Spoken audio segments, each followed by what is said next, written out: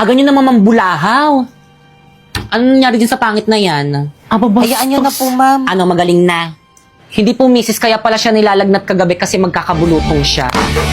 Bulutong? Ano ba ginagawa niyan dito? Ilayo niyo, paalisin niyo, umakyat ka doon! Sige po, ma'am. Una na po ako. Salamat po ulit. Akyat, dali! Diyos ko, mahawaan si Baki. Ang Baki ka, huwag mong lalapitan niya. Opo, inay. Kadiri tong pangit na to. O ano? Di ba may class ka pa mamaya?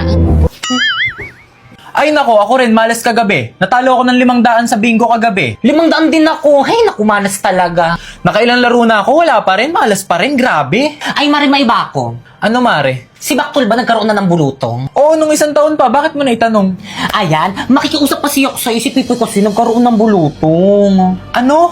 Kawawa naman, walang matutuluyan. Eh baka mahawa yung dalaga ko si Bakekang. Ay nako, sorry gurang ha, wala na ako mapupwestuhan kay Pipay dito. Naku, Pasensya ka na. naman eh, hindi naman magpakiusapan. Kasi nga, wala nang pwesto. Saan naman kaya tutuloy yung batang yun? Hindi ba meron kang bodega dyan? Ano? Ikukulong mo si Pipay sa bodega? Matagal na namin hindi pinapasukan yung bodega namin eh. Siguro taon na. Ito naman, mamimili pa naman ba ako? Sige na, dali na, mahahawa yung dalaga ko. Sigurado ka ba, Gurang? Dyan sa bodega namin, binabahayan na yan ng mga malalaking daga at kung ano-anong insekto eh. Walang problema yun kay Pipay, sanay naman yun. O paano, yatid Naku, ko na teka, sa'yo si teka, Gurang, Pipay. hoy! Salamat! Grabe talaga to. Bilib na ako sa kawalang ang ginagawa niya sa anak niya. Walang awa, walang puso. Hoy, Pipay! Hoy, bangon dali!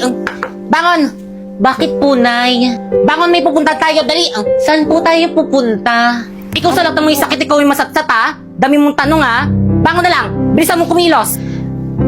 Ay, ang tagal! Ay! Anong nangyari sa'yo? Tatanga-tanga kang bata ka! Bilisan mo! Tayo! Opo! Huwag mo hawakan! Kadiri ka! Kadiri ka! Bilisan mo dyan! Halika dito! Ano ba? Bilisan mo! Huwag kang mabagal-bagal! Nandito na po, inay. Mabagal-bagal? Halika nga! Aray ko po! Aray ko po! Nasasaktan ako, inay! Inay, saan kayo? O, gilid! Baka mahawa kayo ng bulutong nito! Ayoko nga, may bulutong siya!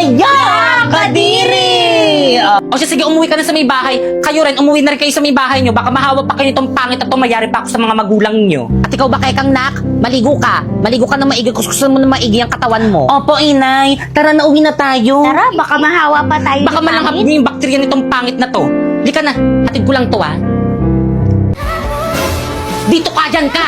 Pumasok ka dyan sa may kwarto mo. Kwarto ko, naiiwan mo ko dito. Aba, hindi ba kapag may sakit, dinadala sa may ospital para gumaling at hindi makahawa? Opo!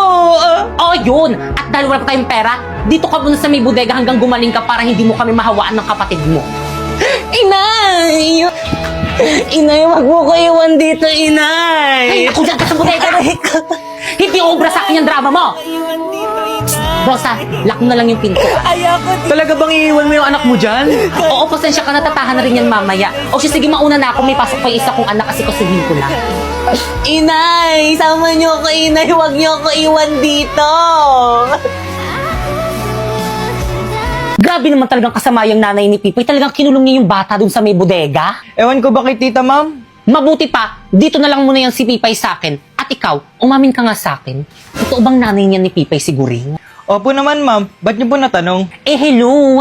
May nanay bang pagmamalupitan ng sarili niyang anak at kung tratuhin ay parang katulong o hayop? Ganon siguring kay Pipay. Nakita mo naman, di ba? Aminin mo. Ikulong ba naman sa may bodega yung anak na may sakit? May matinubang nanay na gagawa nun? Uy, Elisa, kumusta ka na? Big time ka nung laki ng bahay mo, ah. Hoy, di, ang ingay mo. Sa amo ko yan. Katulong ako dito. Ah, ganun ba? Uy, baka naman may alam kang trabaho. Hoy, tamang-tama. Naghanap yung amo ko ng labandera. Apply ka ba? Hindi ako, yung anak ko si Pipay. Si Pipay? Bata pa yun na. Ay, masipag naman ako. Magustuhan yun ng amo mo. Sige na naman, oh. Tulungan mo na naman, oh, para mapakinabangan ko na. O siya, sige, sabihin ko yung amo ko. Talaga? O siya, sige, dalhin ko na lang siya dyan. Salamat. Sige. Pipaya? Pipaya? Anong ginagawa mo dito? Nasaan yung anak ko? Pipaya? Ba't ganyan ka makatingin problema mo? Inay, dinalaw niyo po ako. Oo, parang ganun na nga. Kumusta ka na? Akala ko ba nilalagnat ka at binubulutong? Pero bakit parang ang lakas mo na? Di natuloy yung sakit niya na agapan ata ng gamot at saka ng pahinga. Ibig sabihin magaling siya?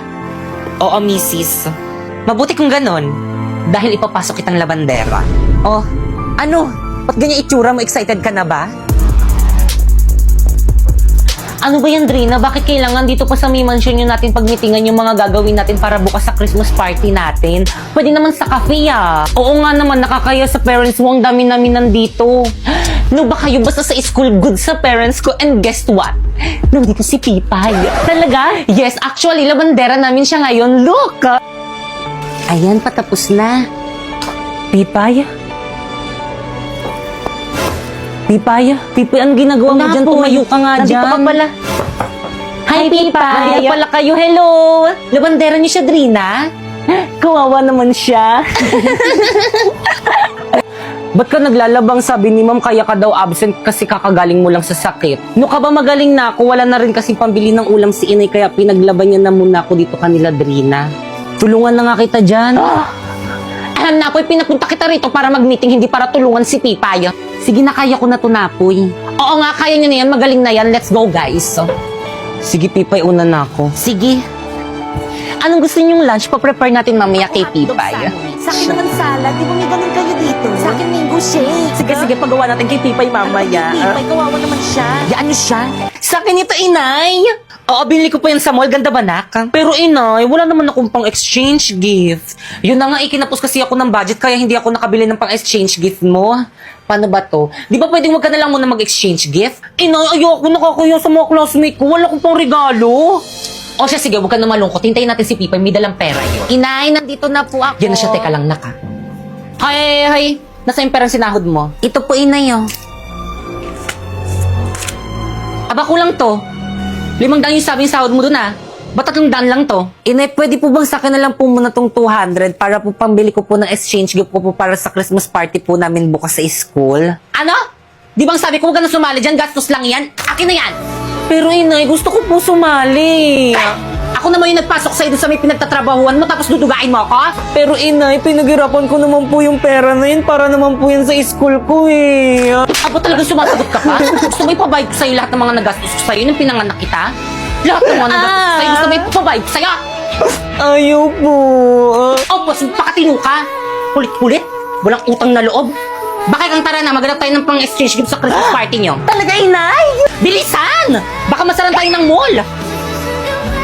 Ibay bantayin mo yung bahay Nga pala may nakalimutan kami hugasin dyan. Hugasin mo na lang. Una na kami. Bakit? Ang ganda naman ng suot mo. Bagay na bagay sa'yo. Thank you. Oo nga naman. Nasaan yung kapatid mo si Pipay? Bakit, Kang? Napoy?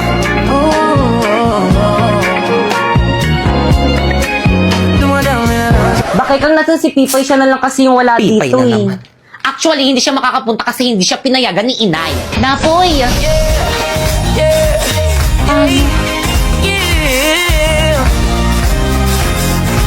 Nakakainis! Ay, Pipay, ayan lang yung suot mo. Hindi ka ba binila ng bagong damit ng parents mo? Kawawa ka naman. Di ba, kawawa siya? Naku, hayaan mo na sila. Tara, pasok na tayo sa classroom natin. Angas ng damit mo bago yan. Hindi rin. Okay, class, dumako na tayo sa ating exchange gift. Excited na ba ang lahat? Yes, ma'am! Kung gayon, makipag-exchange gift na kayo sa mga nabunot nyo. Dali! O, Pipay, ikaw yung nabunot ko. Talaga? Wow, manika! Sa akin to? Salamat, Drina! Sino kayo nakabunot sa akin?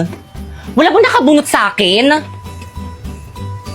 Napoy, ano? Yes, Drina. Babad na ako dito. Baka pwede mo namang... Ano? Naku, di para sa'yo to eh. Warlito, Sandali lang Yes, Napoy? gift ko sa'yo. Thank you, Napoy. Nga pala, Drina, ikaw rin pala yung nabunot ko. Ba't ikaw yung nakabunot sa akin? Ba't ako yung binunot mo? Ano ba naman yan? Anong laman nito? Nagustuhan mo ba? Oh, tignan mo ba? So, aanin ko to, ma'am. Ano, Drina? May problema ba dito? Si Pipay po kasi ang mahal ng regalo ko sa kanya tapos yung regalo niya sa akin, baso na parang gamit. Naanin ko yan. Sorry po, ma'am. Sorry, Drina. Ito lang po kasi yung kinaya ng budget ko. Di bali, Drina, ibalik ko na lang tong regalo mo sa akin. Naku, mabuti pa nga. Sige po, ma'am. Una na po ako. Pero hindi pa. Guys, kayo nga makapag-exchange sa akin.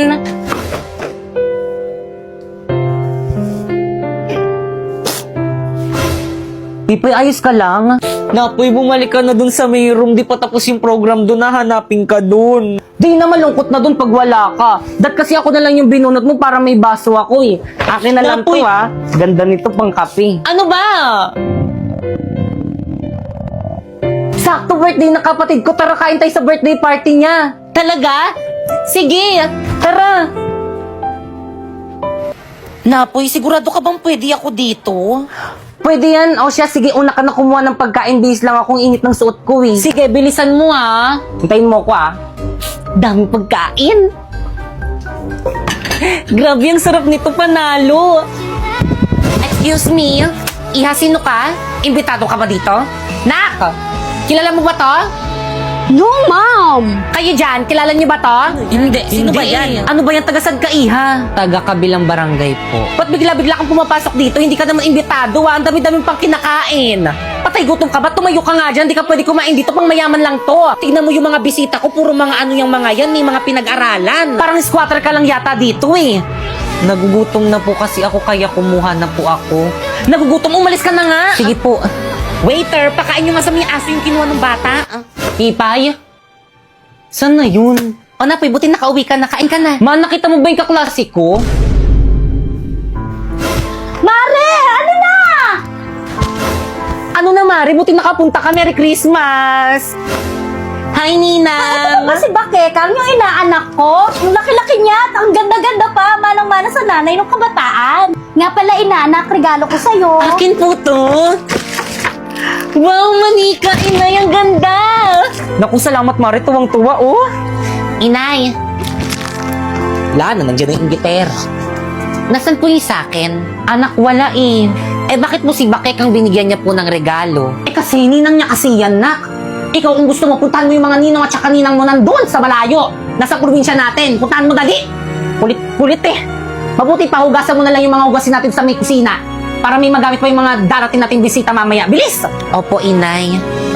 Kulit. Mari, pasensya ka na. Sigurado ka bang anak mo yan? Nice, naku. Kung alam mo lang, kung pwede lang sana mamili ng anak, di ko pipiliin yan. Napakapasaway. Araw-araw akong ini-stress. Araw-araw pinapataas yung presyon ko.